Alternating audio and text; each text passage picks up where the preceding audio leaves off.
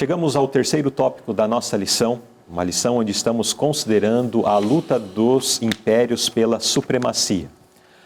Até este ponto da nossa lição, nós estivemos considerando alguns símbolos que são apresentados na profecia e que têm o seu significado para nós. Nós vimos o que simboliza o vento em profecia, que simboliza os conflitos. Nós vimos também o que significa água ou águas, e vimos que significam povos, nações. Nós vimos o que significa em profecia animais, que são reinos, são os impérios. E também vimos o que significa asas em profecia, que faz menção da velocidade. A partir de agora, nós vamos nos aprofundar naquilo que foi revelado por Deus ao profeta Daniel e vamos ver alguns animais, agora no terceiro, no quarto e no quinto tópico, alguns animais e que tiveram algumas atitudes ou com algumas características relacionadas aos símbolos que nós vimos até agora. E vamos ver na história universal, na história deste planeta, da humanidade, como esses reinos agiram. E vamos perceber como a palavra profética se expressou com exatidão em relação àquilo que estava para acontecer. Isso serve, para alimentar a nossa fé, a nossa confiança na palavra de Deus em relação aos eventos que ainda não aconteceram, mas a palavra profética já descreveu. Vamos, então, nesse terceiro tópico, considerar sobre o leão, descrito em Daniel capítulo 7, verso 4. Visto que os animais representam reinos, que potência o leão de Daniel 7,4 simboliza e como essa nação cumpriu seu papel na história? Veja bem, Luzilei, há um contexto aqui interessante. O contexto responde à pergunta indicando Babilônia como o povo separado por Deus para atingir a Israel por não ter cumprido o seu propósito. E dessa forma ocorre que com velocidade Nabucodonosor alcançou a conquista e ele atingiu o ápice no seu apogeu ao conquistar aquela região da Palestina, aquela região banhada por um rio nival, né? E conquistar a Palestina era muito forte, porque tinha a costeira do Mediterrâneo ali na faixa de Gaza e do outro lado e no meio tinha um rio que passava, né? Então aquela Palestina representava ali o crescente fértil, o lugar onde podia plantar e colher. Então Babilônia conquistar a Palestina era coisa fabulosa, né? E eles conquistaram porque Israel desobedeceu a Deus. Eu quero destacar um ponto aqui, Luzilei. Em Jeremias 50, 17, 43 e 44, você vai ler em casa, recapitule. Você percebe que primeiro vem um reino. Nós estamos aqui vamos estudar 4 reinos, não é isso, Luzilei? São os babilônicos e outros mais. Mas antes dele, existiram os assírios, que é um reino que nós não vamos estudar aqui na profecia. Mas eles incomodaram demais a Israel. Mas por que incomodaram? Porque Israel também não vivia de acordo com a vontade de Deus. Então a questão é a seguinte, a pergunta é, como essa nação cumpriu o papel? Atingindo severamente a Israel pela sua idolatria, pela sua desobediência. Assim foi. E a lição diz, revelou no propósito de punir a nação que se desviou dele para servir aos deuses idólatras. Essa é a resposta, Luzilei. Ou seja, Israel tinha se afastado dos caminhos do Senhor e Deus queria trazer uma correção sobre Israel, né? Sim.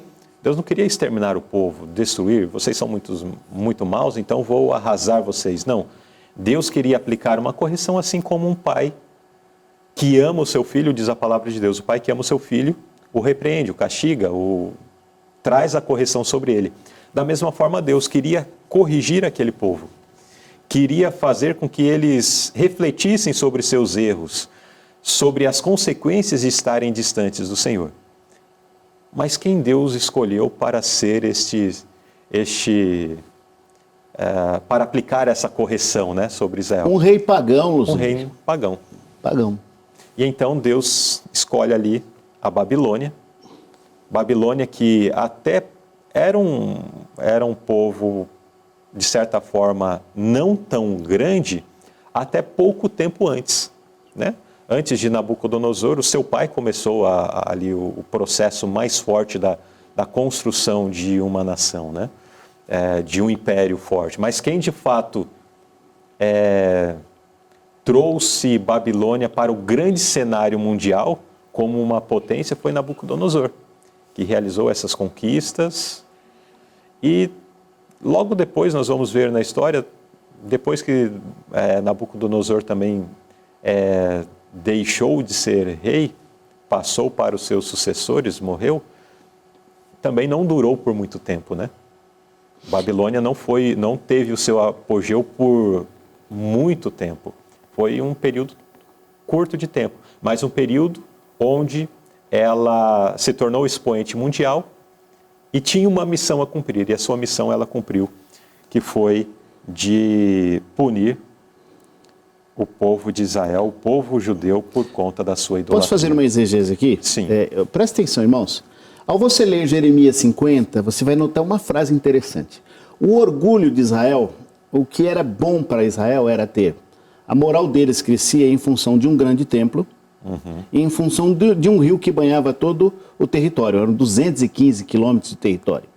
Agora, você percebe que na terceira linha, da parte do versículo, terceira linha, do 43, na sexta linha, diz assim, ó: o leão subirá da enchente do Jordão.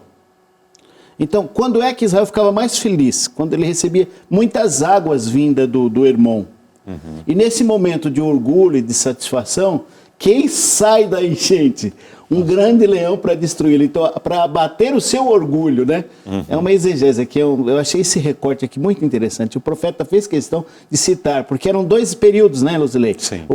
A Palestina ela tinha duas fases, queridos, de estações: verão e inverno. No verão, as águas do Hermon e dos montes do Líbano escorriam pela falha geológica, que é o Rio Jordão, né? E aí o rio ficava cheio. E nessa época o pessoal ficava contente, muita água para plantação e tal. E nesse momento de auge, de ápice, o texto diz: surge um leão. De aparente ápice para eles, né? De aparente ápice. Surge um leão e devora Israel.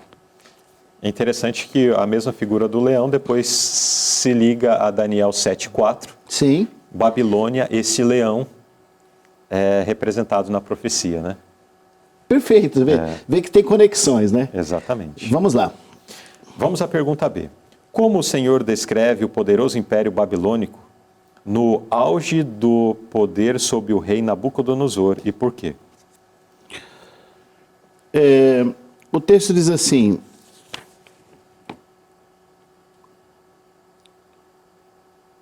eu dou a quem me agrada, e agora eu entregarei todas estas terras nas mãos de Nabucodonosor, o rei da Babilônia, o meu servo.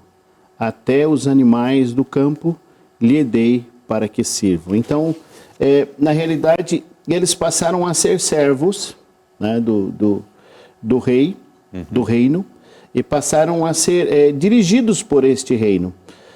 Aquilo que antes eles tinham como grande orgulho, agora eles passavam a ser súditos de um reino, né? Certo.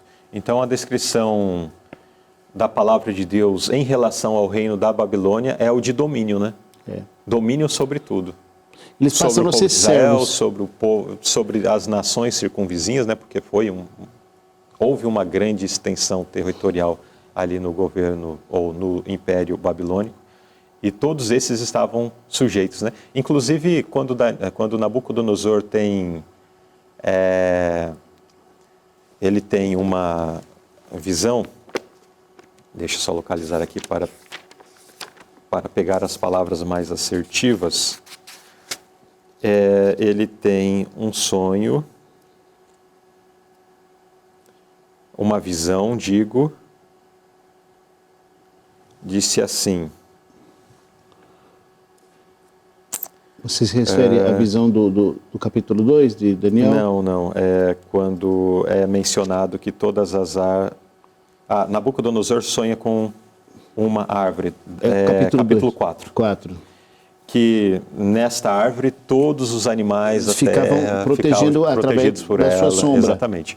Então, é claro, depois existe um desfecho nessa história, porque a árvore ela vem a ser destruída, mas existe um apogeu.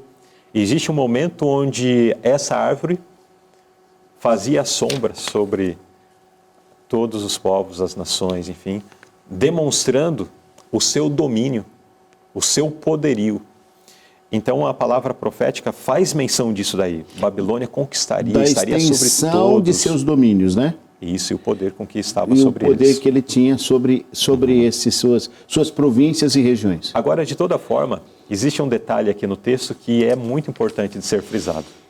É o fato de que o texto apresenta que Deus estava dando esse poder à Babilônia. Era Deus que estava sustentando isso. Não era porque Nabucodonosor era o mais sábio, era o mais poderoso, porque a Babilônia era mais rica, a Babilônia era mais isso ou aquilo outro. Mas Deus estava por trás dessa história. Deus estava conduzindo tudo isso. Ele favoreceu tudo isso, né? Isso. Veja ainda no começo do verso, diz assim, ainda no verso 4 diz assim, aliás, no verso 5, eu fiz a terra, o homem e os animais que estão sobre a face da terra, pelo meu grande poder e com meu braço estendido. E os dou a quem me agrada. Uhum. Quem que dá a quem lhe agrada? Quem está falando aqui? É Deus. É Deus. É Deus que está falando. E Deus diz, eu dou os homens, dou os animais a quem eu quero. Ponto. E no verso 6, daí o pensamento também já mencionado, eu entregarei todas essas terras nas mãos de Nabucodonosor. Quando lemos a história, Nabucodonosor vem, conquista e tudo mais. Mas muitas vezes nós nos esquecemos de perceber a ação de Deus nisso tudo. Sobre tudo isso. Sobre tudo isso. Irmãos, isso é interessante e é importante nós notarmos, porque muitas vezes nós ficamos aflitos em relação a governos que estão caindo, ou governos que estão surgindo, e principalmente em épocas eleitoreiras, às vezes nós ficamos aflitos, o que será? Ansiosos. Quem será o rei? E deixamos de quem será o rei, né? E esquecemos que por trás de tudo Deus isso que está a providência de Deus. Se Deus permite que A se levanta e que C caia, não tem problema. Ou se Deus permite que o inverso aconteça, Deus está controlando todas as coisas. Quem sou eu para ficar falando que tem que ser de uma forma diferente? Às vezes a punição, às vezes nós temos o caso de Israel. Israel foi punido pela desobediência. Mas às vezes Deus permite que passamos por uma situação diferente, adversa, difícil, dolorosa, para a sua glória. Sim. É o caso de Jó. Mas veja que Deus não permitiu que Israel fosse destruído totalmente. Sempre houve um remanescente. Sim. E no caso de Jó, Deus permitiu que ele sofresse. Ele disse assim, pode tocar, só não toca na sua vida. E Deus, tudo isso era para Israel perceber que Deus estava dando poder a um idólatra para ele ver que se eles se arrependessem, Deus daria novamente poder para eles. E isso segue o processo agora. Vamos continuar? Exato. E aí só um ponto que tem nessa nota, Sim. No segundo parágrafo, diz assim, idólatra de nascença e formação, aqui falando de Nabucodonosor. À frente de um povo entregue à idolatria, falando da Babilônia. Ele, Nabucodonosor, tinha, no entanto, um senso inato de justiça. E aqui até uma referência àquilo que o apóstolo Paulo faz menção, de que existe dentro do ser humano um senso do que é certo, do que é errado. Mesmo entre povos tidos como não civilizados pelo pensamento europeu, porque quando se fala de civilização, se fala de pensamento europeu, né? E daí fala que todo mundo que é diferente não é civilização. Mas enfim, segundo o pensamento europeu, aqueles que não são civilizados, mesmo quando se estuda, eles têm um padrão de justiça. De ética. De ética. entre algo que é certo e errado. É claro que existem alguns que fogem à curva, né? Aqueles que são extremamente deturpados e depravados, mas mesmo assim, mesmo entre esses povos ainda existe alguma coisa que eles consideram de certo e errado. Então isso é inato ao ser humano. E para muitos, inclusive, esta é uma justificativa da existência de Deus como também Criador. Porque Deus fez, o homem não surgiu do acaso assim, para ter esta condição inata em si. Em Nabucodonosor, nós temos esta condição bem aflorada, né? Esse senso de justiça. E diz a sequência do texto: e Deus foi capaz de usá-lo como um instrumento para punir rebeldes e cumprir o propósito divino. E rebeldes aqui não é apenas uma referência ao povo judeu, que era rebelde em relação ao conhecimento que tinha, mas também em relação a outras nações idólatras, outras nações extremamente depravadas e más, como é o caso, inclusive, dos assírios, que foi o reino que existia antes, né? Sim. Quando nós estudamos a história universal, nós já estamos em Daniel, quando a Babilônia está no auge. Mas antes da Babilônia, nós tivemos ali os assírios, que eram muito cruéis. Nós tínhamos o Egito, que era também um povo opressor, muito idólatra. E essas nações receberam, inclusive da parte da Babilônia, aqui nós temos a punição de todos aqueles a quem Deus queria corrigir neste momento da história. Então, Deus usou Nabucodonosor. Creio que respondemos essa pergunta, né? Como o Senhor descreve o poderoso império, nós já vimos, e por quê? Sua extensão. Exato. Deus por trás disso. O seu poderio. Deus fazendo uso da Babilônia e de Nabucodonosor para corrigir os idólatras, judeus e aqueles povos depravados também que existiam ali ao redor. Portanto, nesse terceiro tópico, nós estudamos acerca do leão, o primeiro animal mencionado em Daniel capítulo 7. E nós vamos continuar nesta lição aprendendo mais da palavra profética, daquilo que Deus apresentou ao seu servo. E temos sim lições também para os nossos dias. Eu tenho um recado muito especial para todos vocês.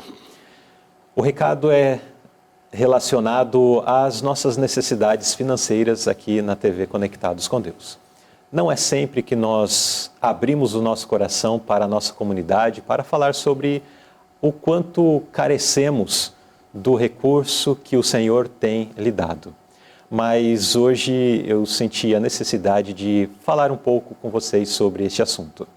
Nós temos vivido, desde o final do ano passado, uma situação bastante complexa relacionada às finanças. E os nossos meses sempre têm sido de zero ao saldo necessário para cumprir com as despesas do mês. E daí se faz os pagamentos, voltamos à estaca zero, se reconstrói. No entanto, nós temos algumas situações de necessidades relacionado a equipamentos, relacionado a serviços que precisamos realizar para melhorar as produções, para melhorar aquilo que temos realizado aqui pelo Ministério Conectados com Deus. Então, eu gostaria de lançar um desafio para todos vocês que acompanham o programa Lição Interativa. Nós temos percebido que o programa Lição Interativa, através dos vídeos que são publicados diariamente, mais a transmissão de sexta-feira à noite, que milhares de pessoas têm assistido a essas programações, têm assistido à publicação deste material. Por exemplo, os vídeos das lições publicadas ao longo da semana têm alcançado uma média de 800 visualizações. 800 pessoas têm assistido cada um dos vídeos dos tópicos da lição da Escola Sabatina. Alguns deles, inclusive, têm ultrapassado a 1000 visualizações. Isso numa semana. Geralmente o primeiro, o segundo, às vezes até o terceiro tópico, passa de 1000 visualizações. Eu não sei porque a parte final da lição o pessoal acaba assistindo um pouquinho menos, mas mesmo assim tem alcançado 700, 800 visualizações, os vídeos dos tópicos finais. Se cada uma dessas 1.000 pessoas, ou dessas 800 pessoas que assistem às lições, os tópicos da lição da Escola Sabatina, se cada uma delas contribuísse com pelo menos R$30, irmãos, a nossa situação seria completamente diferente. E eu quero lançar um desafio para você. Coloque no seu coração contribuir com pelo menos R$30, se você ainda não é um doador aqui para a causa da TV Conectados com Deus, para a causa do programa Lição Interativa. É um desafio, não é muito. O que é R$30? Ou o que é R$50? Se você pode, dê mais, dê R$50. Se cada pessoa que está assistindo esta lição, doar R$50, ou se doar pelo menos R$30, muita coisa a mais poderá ser feita, muitas coisas poderão ser alcançadas. Então eu quero apelar ao seu coração, dê a sua contribuição, ajude este ministério.